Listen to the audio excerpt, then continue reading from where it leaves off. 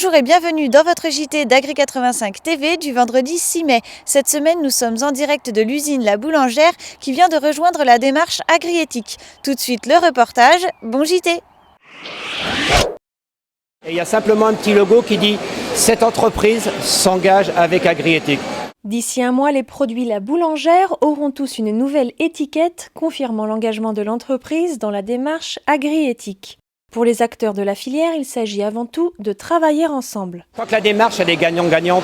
Elle est gagnante pour les agriculteurs, gagnant pour les meuniers, gagnant pour les industriels, surtout gagnant pour le consommateur. Initiée voici 3 ans, la démarche agri-éthique regroupe désormais plus de 600 agriculteurs, 8 coopératives, 600 boulangeries et 14 moulins. Un succès qui s'explique par sa simplicité, selon le directeur général d'Agri-éthique, Ludovic Brindejon. Agriculteurs, meuniers et boulangers s'engagent pour produire un volume de blé vendu à prix fixe pour 3 ans à un meunier qui lui-même a signé un contrat à prix fixe avec ses clients. Chacun des partenaires l'a compris, un blé à prix fixe pendant 3 ans est un moyen de s'extraire du marché et de ses spéculations. Je remonte aussi à l'initiative en 2012, on sortait des prix en 2012 où les blés étaient à plus de 100, 220, 230 euros. Quand cette démarche-là s'était mise en place, elle n'était pas hyper attractive au niveau prix. C'est vrai qu'aujourd'hui, au bout de 3 ans et le marché comme on le connaît aujourd'hui, on retrouve un réel sens, quoi.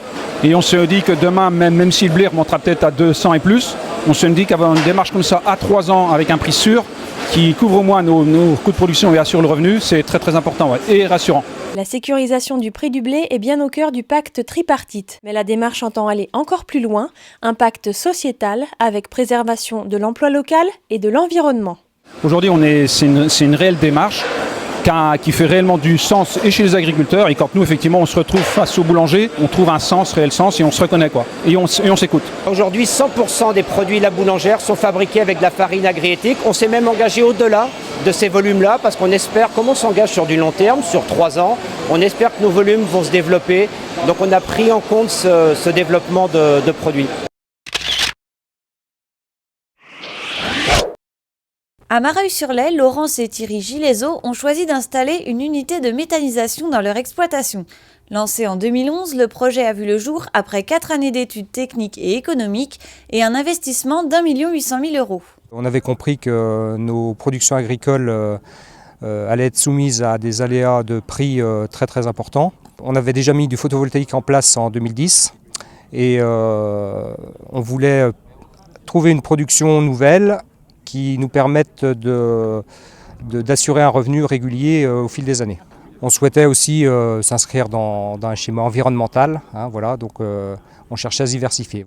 On produit évidemment d'électricité d'abord en premier lieu, donc qu'on revend à EDF, mais on produit également beaucoup de chaleur. Donc la chaleur est valorisée dans les bâtiments en volaille, donc on a enlevé carrément nos appareils de chauffage à gaz et on chauffe désormais avec de l'eau chaude produite par la cogénération. Donc c'est une économie de 10 à 12 tonnes de propane par an. La maison était chauffée au fioul, on a enlevé la chaudière à fioul et on est chauffé également avec la méta.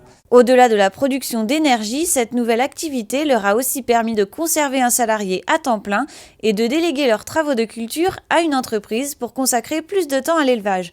Quant aux 25 tonnes de digesta produites par jour, elles sont valorisées à 100% via l'épandage. L'intérêt du digesta, c'est d'abord qu'il est inodore, on enlève pratiquement 90% de l'odeur. Donc au niveau épandage et contraintes pour les voisins, c'est quand même intéressant.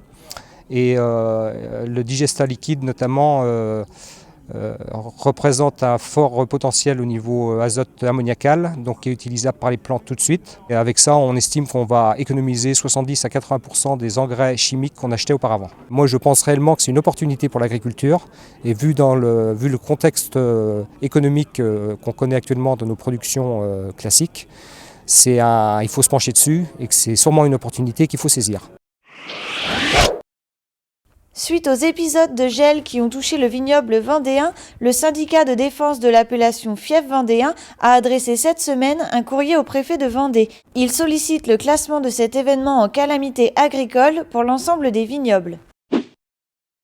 Télédéclarer la PAC sera possible jusqu'au 15 juin. Initialement prévu au 17 mai, la FNSEA a obtenu le report de la date limite de dépôt des dossiers d'1 mois.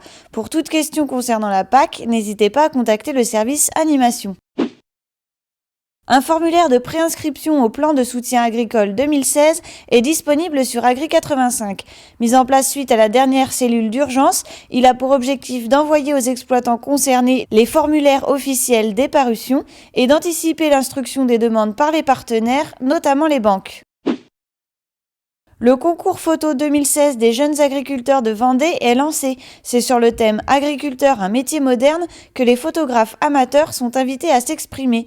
Les gagnants seront récompensés lors de Terre de Gym. La vitrine végétale se prépare pour Terre de Gym. Vendredi dernier, les jeunes agriculteurs aidés de Gym y ont semé le trèfle incarnat. Rendez-vous du 9 au 11 septembre à Landevieille. La 19e édition de la Fête de la Bonnotte se tiendra le samedi 7 mai 2016 à la coopérative agricole de Noirmoutier. Rendez-vous dès 9h pour l'arrachage, soirée festive à partir de 19h. C'est la fin de votre JT, merci à tous de nous avoir suivis. Comme chaque semaine, retrouvez vos minutes Pâques sur le site Agri85. Cette semaine, la découverte du nouvel outil ZDH et la fusion d'un îlot et d'une parcelle. À la semaine prochaine!